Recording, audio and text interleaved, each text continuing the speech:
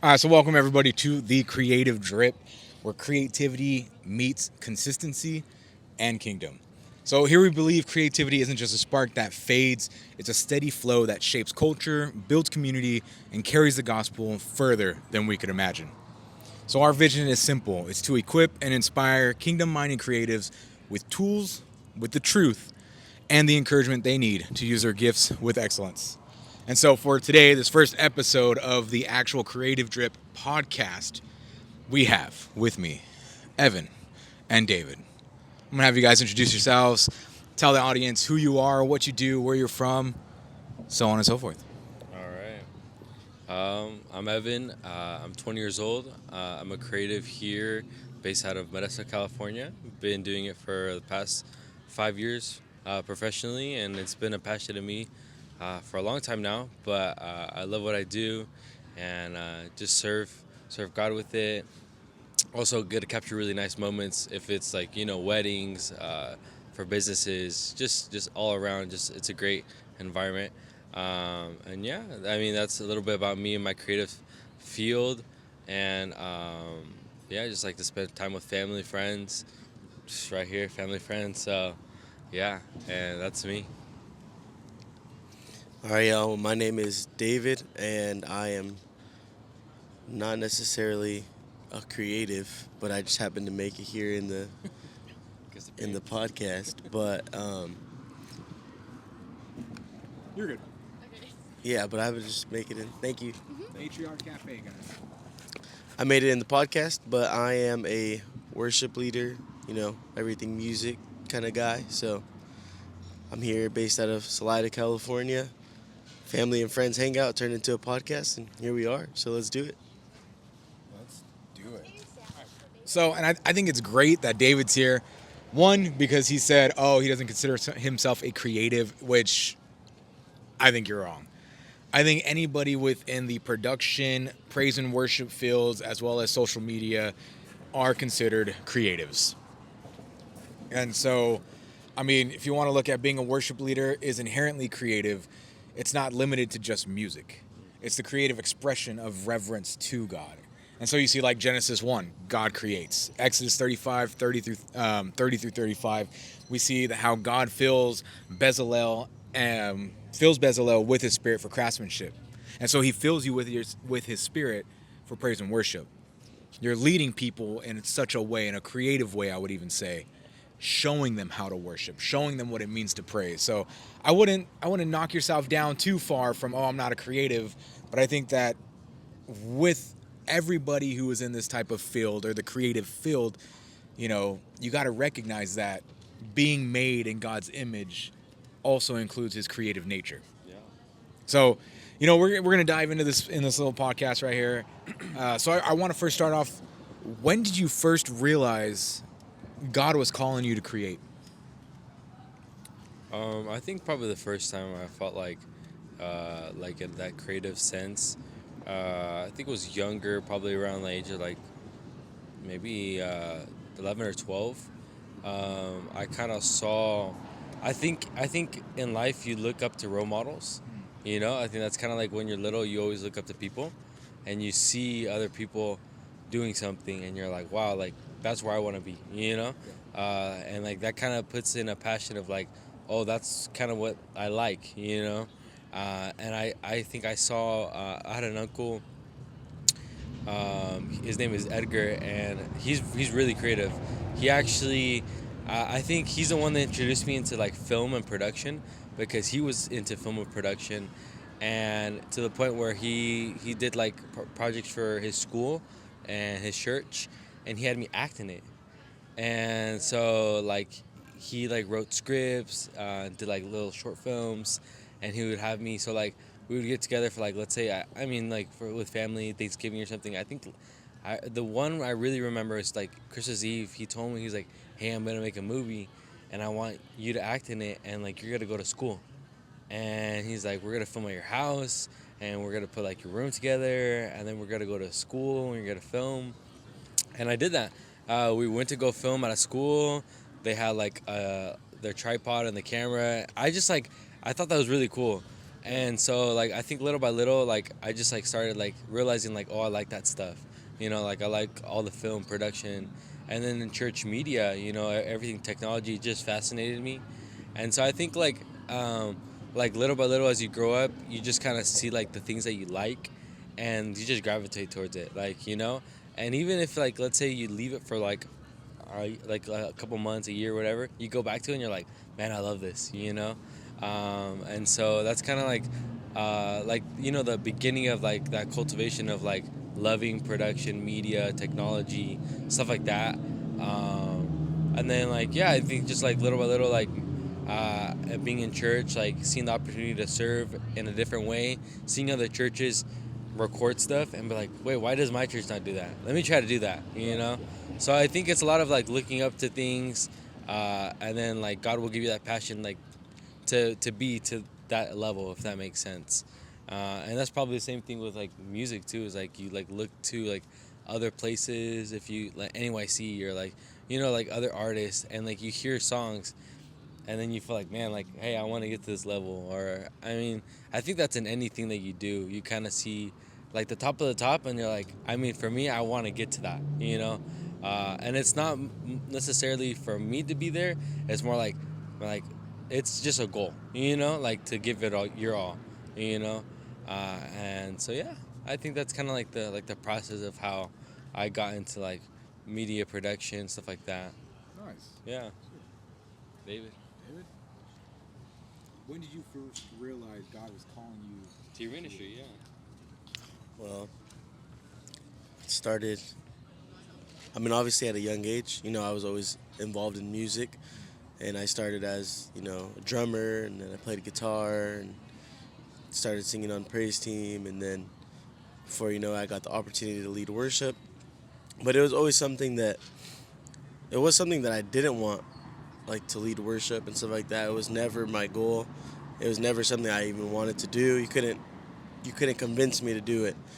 But like God began to start putting it in my heart, and then it got to a point where it's like, okay, like I feel like it's what I'm supposed to do, more than bigger than what I want to do. And then because it was what I was supposed to do, I like grew a love for it.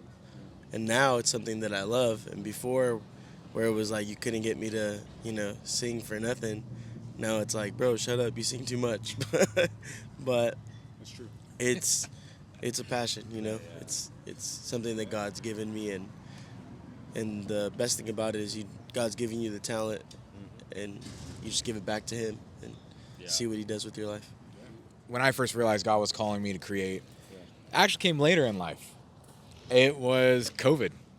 During COVID, I mean, before that, I was in ministry. Like, I did lighting, sound, media. I was doing all that. I even did media trainings for different churches. But during COVID was a time where some churches hit me up and were like, hey, do you know how to record video? Do you know how to edit? Can you put, I had no clue what I was doing.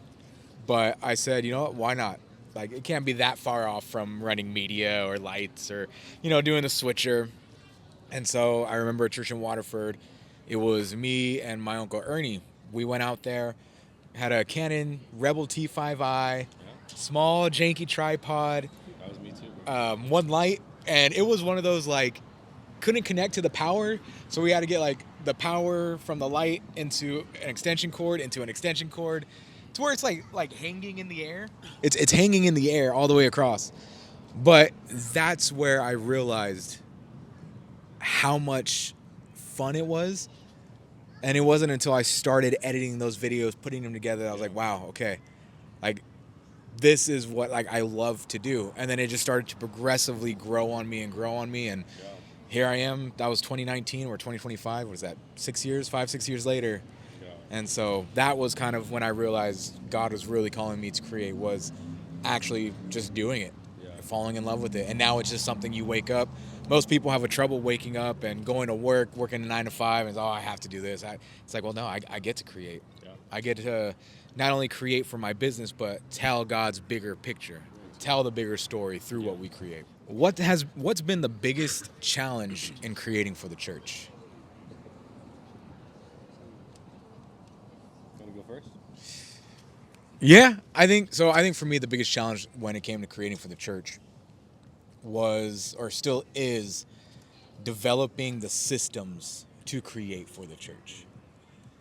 Because without a system in place, it's very difficult to stay consistent in what you're actually creating and what you're putting out there for the church. You know, one of the things I tell my team is, as we begin to create, like we're the face of the church. We're the first thing that the unchurched see. And so if we don't have systems in place to keep ourselves consistent, to make sure we're posting, to make sure we have the same look across the board, to make sure that what we actually have is part of the vision for the church and ultimately telling God's story, then, you know, ultimately it will start to fail.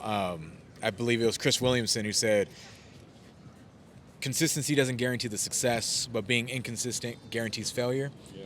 And so making sure you have the systems to build that consistency, I think that for me is one of the biggest challenges that I faced in creating for the church.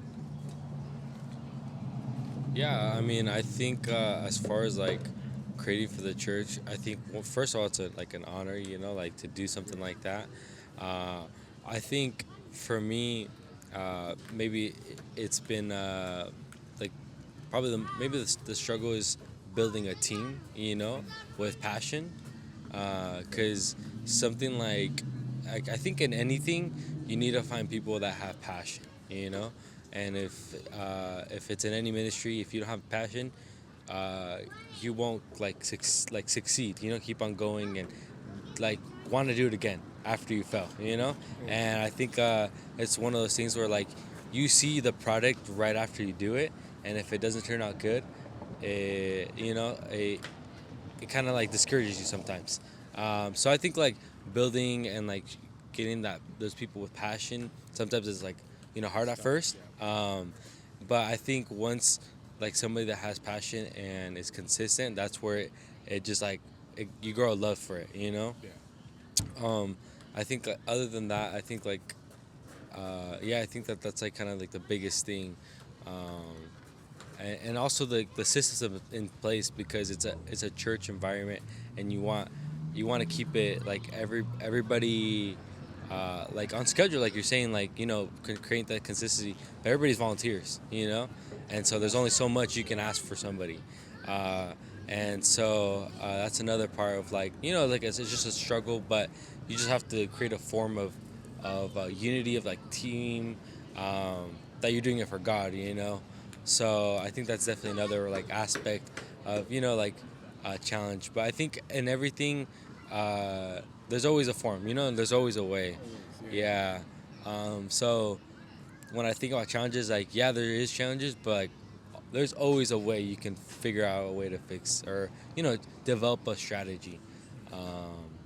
But yeah, I mean, like, you know, God always helps, supplies. So in those two aspects, I've definitely like encountered them, but I don't think now I see them as much, you know, just because like you encounter them in the beginning, and then that's when you start working at the problem, you know. So yeah, Finding those solutions Yeah. and just kind of yeah. So I think one of the biggest challenges is knowing that we're not perfect, but still serving with excellence. So knowing that we're not perfect, we're all at different levels, you know, especially like us as leaders, not that we're better, but maybe we have a little bit more knowledge than the ones that are barely coming in, but we can't necessarily expect them to be where we're at, but help them to grow to get there. And knowing that it might not be perfect, but let's see, how can we still serve with excellence? How can we still give to the best of our ability? Because we still serve a great God who deserves excellence. He still deserves our best. He's not looking for something that's perfect, because we all know he's the only one that's perfect. But he's looking for you. Are you giving me your all? Are you giving me a sacrifice that he is pleased with? And that's like the, you know, one of the biggest things we could do is make sure, you know, that we give a sacrifice that he's pleased with. And like, I just got back from like a music tour with CLC, and that was one of the biggest things Brother Shillman was telling us, like, all the time. I feel like I heard it like a million times, but he talked about how in Malachi chapter 1 they gave sacrifices that was detestable to God. So in other words, blinded eyes, you know, broken legs, moldy bread, stuff that God would not bless, because he's like, that's not your best. I'm not saying it has to be perfect, but you're not giving me your best. And God knows when you give your best, and you know when you give your best. And you know when you just give, halfways, or if you're like, you know what, did I edit this video to my full ability, or did I just like go through it for 10 minutes? This'll work, right? Or same thing on the musical end. Did I study my songs? Did I learn my lyrics? Did I study my parts? Or did I like listen to the song a couple times and yeah, I figured it out. But giving the best. You guys both hit on some really, really good pieces. Excellence. I mean, that's something at House of Blessings we really push and we encourage it. Like, hey, we serve with excellence. And so making sure, bringing up, hey, did I actually practice enough? Do I know my music? Do I know what my parts are? For creative, one of the things that I really try to encourage my team is, are you creating outside of church? Like, how do you expect to grow and to develop in order to give your excellence or to serve with excellence if you're not doing anything outside of the four walls? And I think a lot of us get stuck in that idea of, oh, it's just a Sunday ministry. It's a one day a week thing. And it's sad because it's like, well, no, like, could you imagine, like, if you're giving your all on a Sunday and you're like, all right, God, this is my sacrifice, and you're doing great and you feel great, can you imagine how much more God has for you if you just, hey, let me just take it a step further. Monday, I'm going to wake up, I'm going to practice, I'm going to create. Tuesday, even if it's like 1 or 2 days a week, just starting off small, but it's in that preparation. It's like you can't go to the gym once a week and expect to see insane results or differences in your weight and your muscle mass and whatever. And so that's what I tell the team is, if you want to really begin to serve in excellence, what other sacrifice are you making to develop those skills? And then finding the passion. There's at one point, and I'll be completely transparent, I had a whole course at the beginning of this year, like, hey, in order to weed out those who aren't passionate for it, come to church every Saturday from 8 a.m. to 12 p.m. to actually learn creative, to learn photography, videography, content creation. Like, and I get it. Some people were like, oh, dang, Saturday mornings, that's way too tough for me. And it's like, all right, that's okay. This may not be the season for you to be part of the creative. Like, finding those individuals who are passionate in such a way that it's, all right, Nate, how do I get here? How do I get to this level? And then my goal as a leader isn't to compete with my team and be like, oh no, I'm always going to be better. It's, how do I make you better than me? Right. And then finding those people who are passionate enough to say, hey, I want to be better than you. I have higher heights I want to reach. And so the passion, pursuing excellence, and I mean, just in the creative field in general, you have those times where it gets difficult. Sometimes the passion isn't there. Sometimes you wake up in the morning and you're like, dang, I have to go film something today. Dang, I didn't practice that song, or oh, I got a couple hours. Even going to the gym, but once you're there, once you pick up the camera, once you hit record, once you start playing the song, like, it just flows so much more. That, oh, I have to, now turns into, wow, I can't believe I get to. Yeah, exactly. And so, no, like, those challenges in the church is incredible. Really, really, really great that we touched on all those. How do you balance excellence and authenticity in your work? I think, as far as like excellence goes, I think it's definitely a choice, and every time that you do something, because I'm not gonna lie to you, like, I think in any ministry and any time you do something, even work, you choose to either give your percentage, and there's some days where you're like, oh man, like, I'm like, this is gonna be a great day, and then the next day you're like you're saying, like, oh, like, I don't know about today, Like, for example, yeah, this podcast, like, I honestly did not know this was gonna happen. Yeah. And you just showed up, and I was like, hey, dude, this is what I want to do. Yeah. You had the choice. You could have been like, great, Nate. Like, dude, I just want to have some coffee. I ain't trying to. But yeah, no. Even David just showed up like, hey, who you in? Like, yeah, bro. But that's you how get to choose that. I love how you get to choose. Yeah, you get to choose, how much you give, and I think this is the one thing I realized is when you choose to give it your 100%, when you look back at your 100%, you're like, that was good. you know, like that was worth, you know, like, and you know that it went to a good cause, especially for God. Like that, if you're gonna give 100% anything, it should always be to God, you know. And then also your 100% makes a difference, because like, I mean, especially in creative, like when you put in the extra work, couple hours of, you know, doing something, making something look presentable, making something look eye catching, you know, especially on social media, it's gonna grab. Hard work pays off. I mean, if that's anything like, I mean, it's like everybody says it, but it's true. You know, hard work pays off, and to God, it pays off tenfold. You know, um, so I think especially when you give 100%, that's when you're authentic. If you're not giving your 100%, that's when you're not authentic. Um, and yeah, I definitely think like the times I do give 100% in everything I do, I always give it to God first, and then He gives me the strength to do it 100%. If I don't give it to God, like if I don't pray and hey, like, you know, I'm here today, I'm giving you my heart, my mind, my hands, my vision, everything I do for you, then it's not going to be done to the 100%. Because like I think without God's strength, you can't do really anything at all. Because like you, I've tried to do things on my own, and every time I've done it, it just it's horrible. You know, it's not the same at all.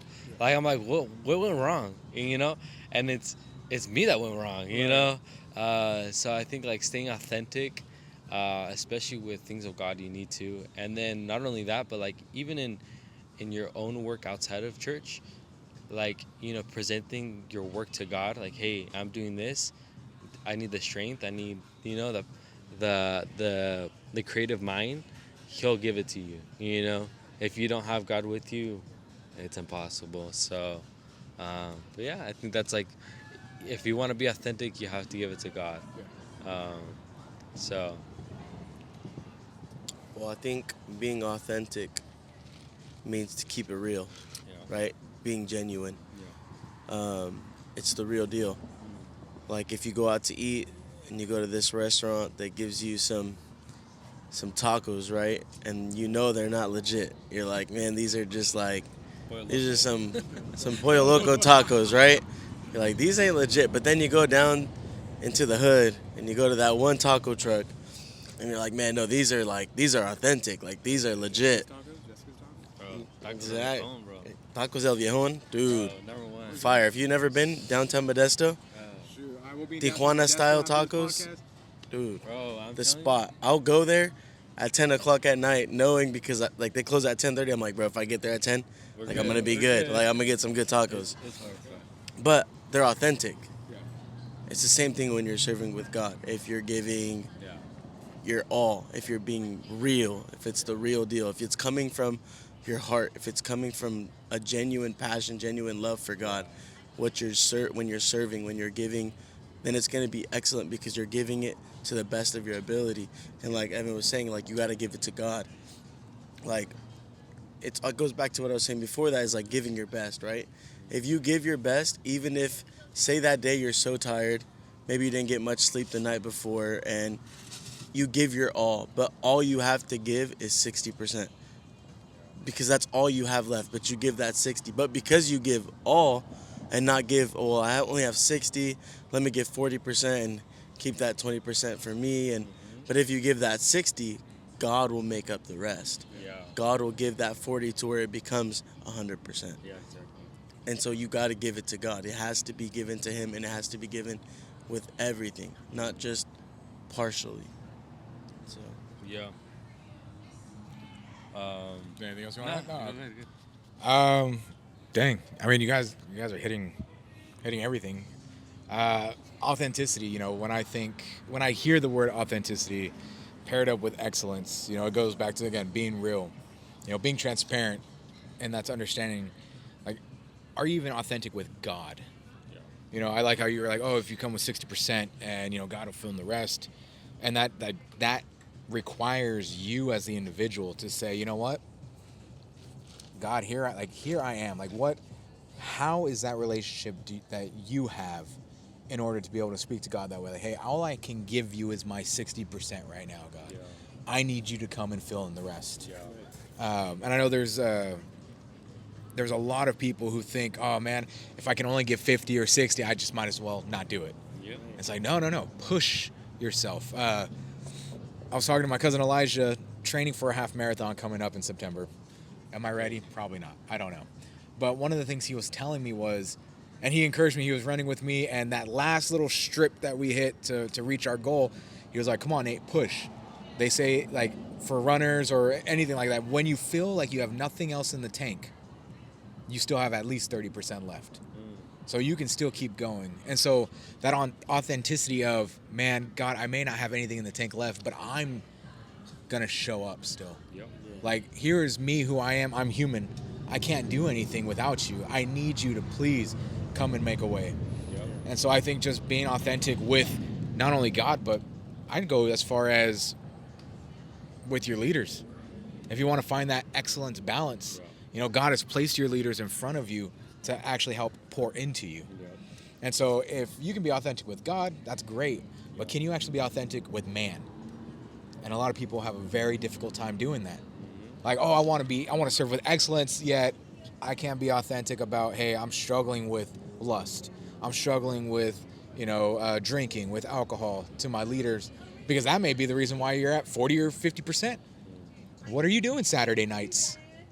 And I say Saturday nights because we serve on a Sunday.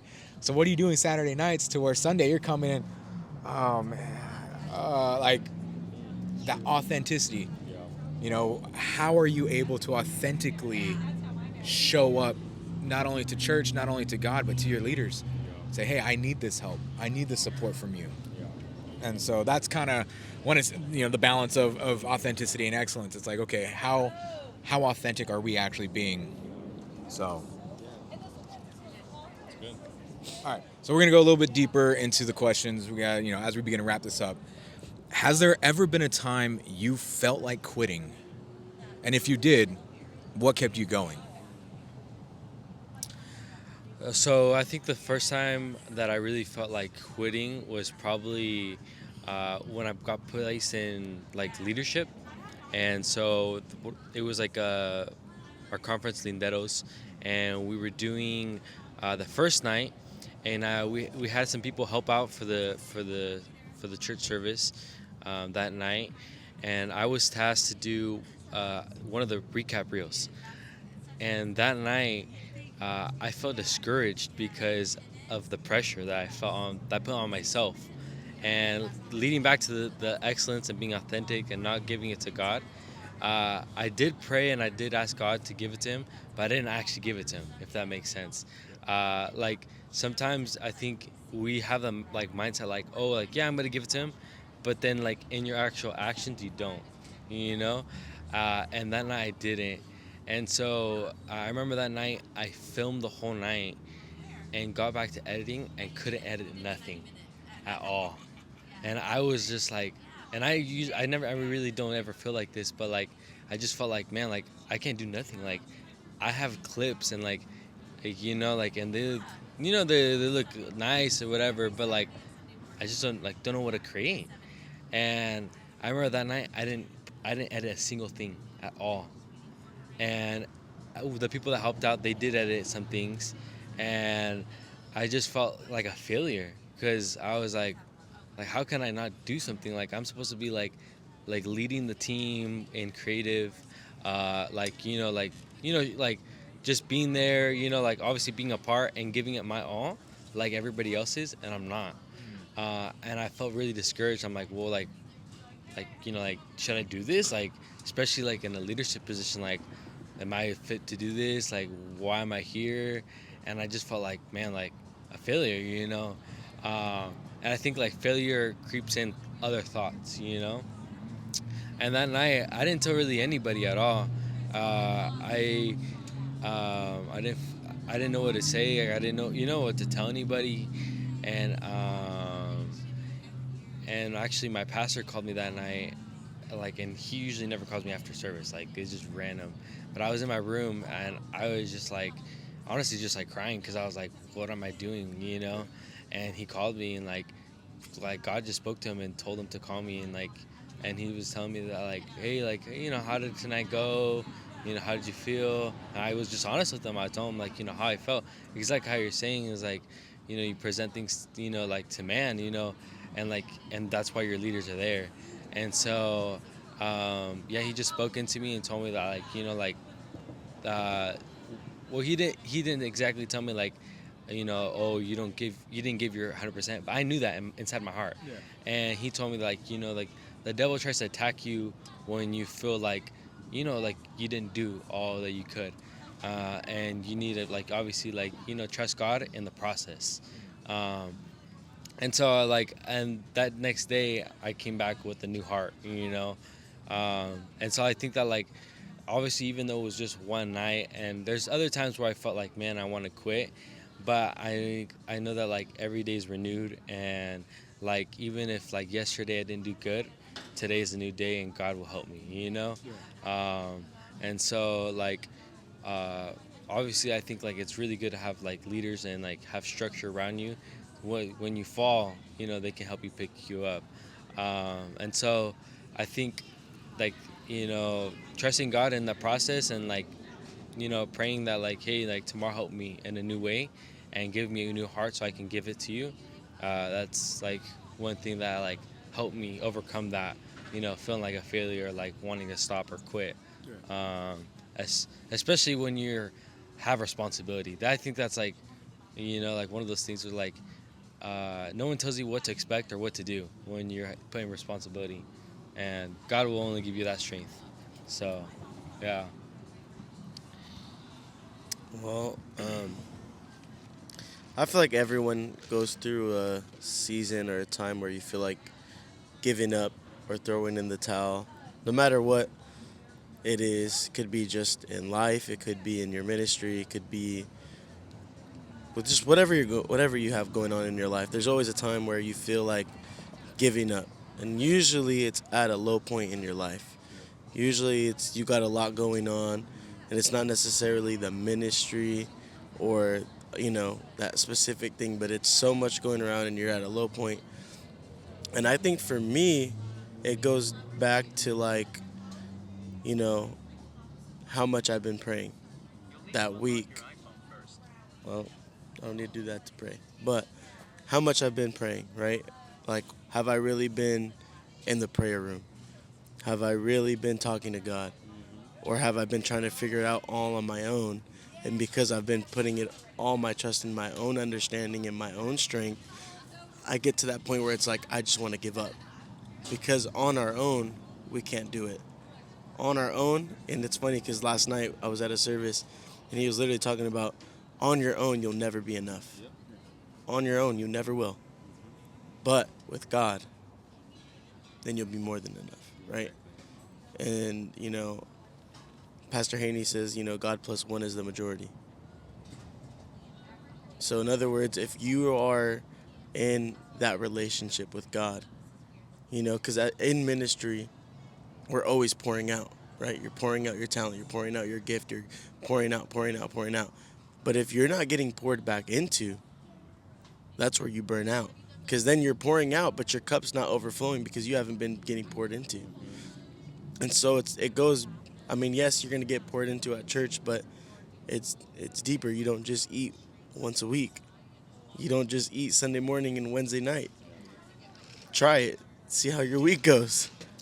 It's not gonna go well. I don't know if you're gonna be there. But exactly. Yeah. But we think in the spiritual, it's fine. But really, our spiritual lives they're dying, because we're only feeding it once or twice a week. And that one week you get, an extra service or something like that. But now you got 3 days of eating. So it goes back to, like, keeping the main thing the main thing. Cool you have talent. Cool, you're creative. It's cool that you do all this. But make sure that the number one thing in your life is still Jesus. Make sure that, before I start creating, before I start, let me go pray. Let me start my day off right. And I've noticed, and you could probably attest to it, the days I start my mornings off with prayer, I have great days. But the days that I get, quote unquote, too busy, right? Yeah. Those are the days, those are the rough ones. And I'm like, man, why is today like, and I'm like, dude, I didn't pray this morning. And I'm just being real. You know what I'm saying? Like, I'm not going to be here and like, well, I'm Mr. Holy, never skip a prayer in my life. And, bro, it happens. And it's just being vulnerable, right? I'm not going to, pretend to be something I'm not. But when I do, and obviously that's something I try to do every day, and there are days that you miss it. But prayer is so key. Like, staying in relationship with God, because then you're getting poured into, so you can still continually pour out without being burnt out, without wanting to give up and give in the towel. And so I feel like for me, it was like I got to a point where I wanted to give up. I wanted to just throw in the towel. I was done, tired, right? And I got to the point where, you know, everyone might not have this exact situation, but where God really just wrapped me in his arms and was like, you're not going to give up. I still have a plan for you. I still called you. I know it's hard. Just keep going.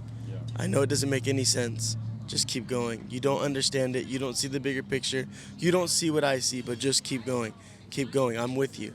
You're going to make it through. And it was just those moments where I'm like, okay, you know what? Might be a little hard right now, but you got to keep going. Keep going. And if you just put your trust in the Lord, he's going to get you there.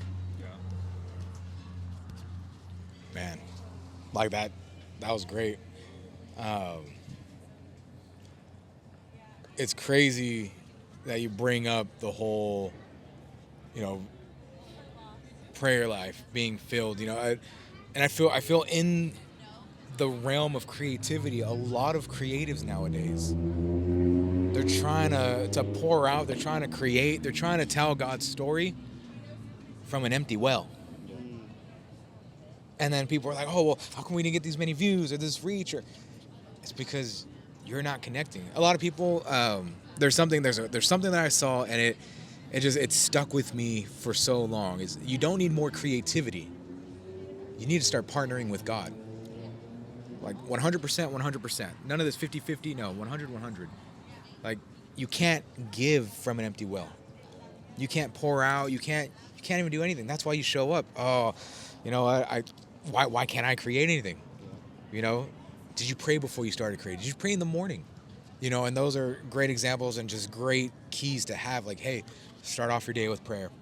Start off your work with prayer. If you're going to create something, if you're even going to pick up a camera, start it off with prayer. Hey, God, I want you in the midst of this. I want you at the center of what I'm about to create, because what I'm going to create is not only to tell what I have to tell, but what you've planted in my heart. And so those are just great examples. For me, when I wanted to quit, it was in a time where I did have that empty well. It was a time where I was trying to pour out and trying to pull from something that's empty. It's just, you're just killing yourself. And, I had my late nights of crying, my late nights of, there were times where I was like praying, asking like, God, like, why am I feeling this way? Why, like, reveal it to me? Because I don't know what's going on, but I'm struggling. I'm frustrated. I'm getting upset. Little things that shouldn't even, hey, post didn't go up today. What do you mean a post didn't go up today? How? Oh, I got busy. I'm like, whoa, Nate, whoa. Like, okay, that's not spirit filled. Yeah. That's not the fruits right there. Like, it's human, Yeah, all that stuff is just human, And it's scary though, because it's like, okay, that's where us as creatives, we need to hold on. Let's check ourselves. Like, what? Where did I not allow God to come in? Where did I not invite him into? Exactly. Because you'll find yourself getting frustrated, angry, upset, disappointed, and it's like, well, are you prayed up? Are you reading? And so in that time, for me, I was trying to pour out. I was getting frustrated. I was doing all these different things, but ultimately things kept failing and failing and failing. And so I talked to Vince. Vince is my leader at the church, and I asked him. I said, dude, even outside of church, my business, I can't get clients. I get, hey, yeah, I'm looking into it, about to sign the contract. Oh, no, I can't. And it was being authentic and transparent. It was, hey, you need to find freedom from a lot of the stuff that you're dealing with. As creatives, and I say this universally, creatives, musicians, singers, the people behind the scenes, it's easier to hide our junk because we're behind the scenes. The crap that we deal with, the things that we're hiding, and I was dealing with lust, I was dealing with alcohol for a while. There's a lot of things that I hid behind the scenes because, hey, it's a creative. I'm already working in the dark. Why not? Ain't nobody gonna know. But it wasn't until having that transparency, that trust in my life, hey, I need help. Right. Like, I'm going to God, and I just can't connect the dots yet. I need somebody higher than me to help me connect the dots. Yeah. And so that's where I probably hit my lowest was, like, I want to quit. Yeah. Like, I don't want to be this leader anymore. I don't even want to be a creative anymore. Yeah. And it was like, no, you just need to be freed from the things that have been holding you down. Right.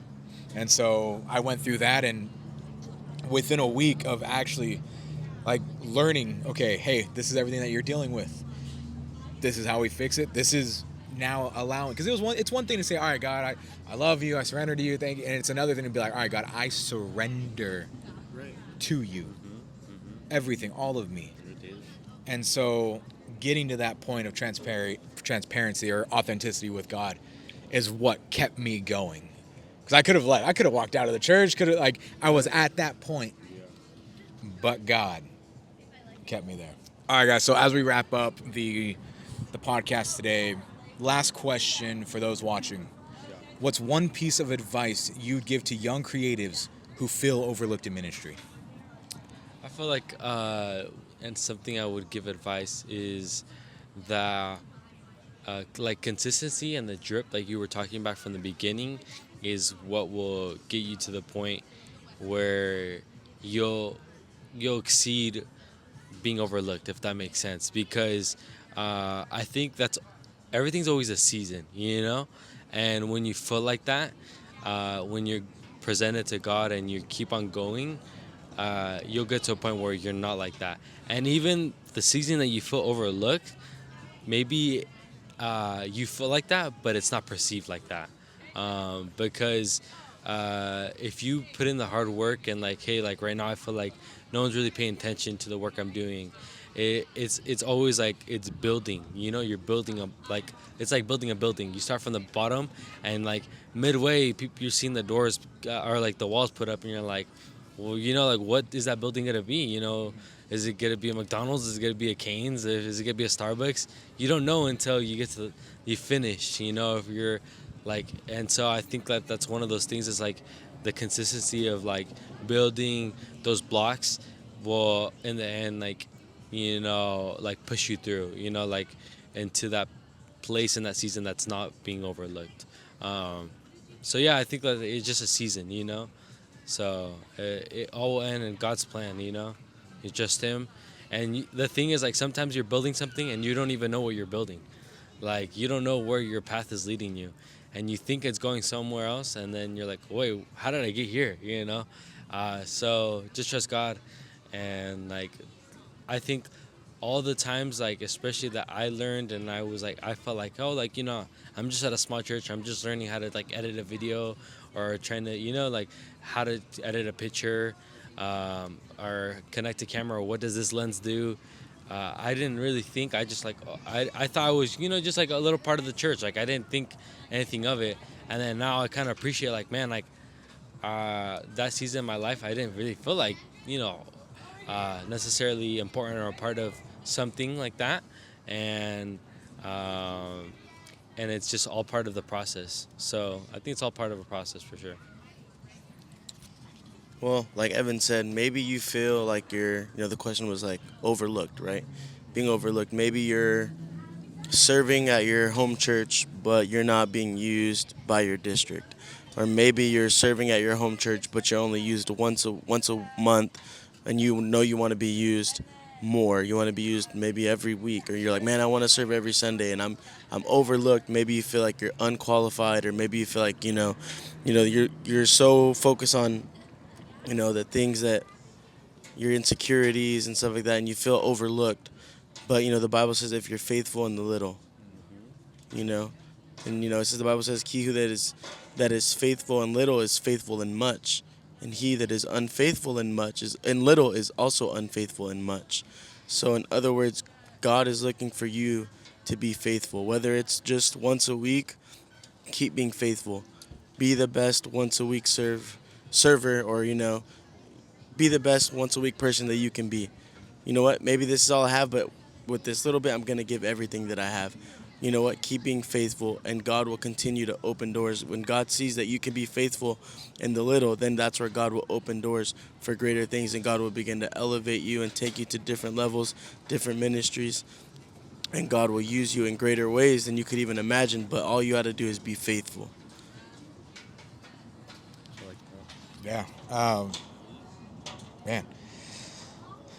Feeling overlooked. So, I like to be faithful. I like everything where you guys are going. My advice to those who are feeling overlooked in the creative field is that God is preparing you for His timing and not yours. And so, yeah, it's gonna get tough. It sucks. Oh man. David brought up, oh, maybe you're doing it for your church, but you're not doing it for the district. Maybe, you're scheduled once a month, but you want to be serving 4 times a month. I feel as though the overlooked area is just God preparing you for His timing, making sure He sees that you're ready. Because there's a lot of times where we may jump in and be like, oh, no, I'm ready. All right, we're going to give you the opportunity. And then it doesn't really go all that great. Now you can learn from that. But I guess I'd wrap all that to say, just be patient. Your time will come. And in that patience, or in that time of waiting for God to say, okay, now it's your turn, that's when you're developing. That's when you're going the extra mile. Hey, let me go see what I can now learn. How can I be prepared so when God says, hey, it's time, you're not there deer in headlights like, oh man, but you're ready for it. And so that would be my advice, is to be patient and prepare in that time of waiting, or in that time of patience. Yes, and I really appreciate the both of you for being here. It's not very often that I am in the area with 2 great creative individuals. So thank you both for being on this podcast today. Really appreciate it. Do either of you have any last remarks, questions, or comments? Yeah, it was a great podcast. Great podcast. Yeah, great topics. Thank you, Nate. You're welcome, man. You're welcome. We do have more coming, more interviews, diving deeper into what it means to actually be a creative. So for those of you who are watching, and if you've made it this far, get connected, hit that subscribe button, hit the little bell notification, like the video, share it with your creative friends. Put on your story. Repost, put on your story, follow the Instagram, but this is the start of something greater. At David Music. David Music. Right here, bro. What's your Instagram? Evan, Nate's Hands. So, Dream team. The Dream Team. But all right, we'll catch you guys later. Thank you for watching.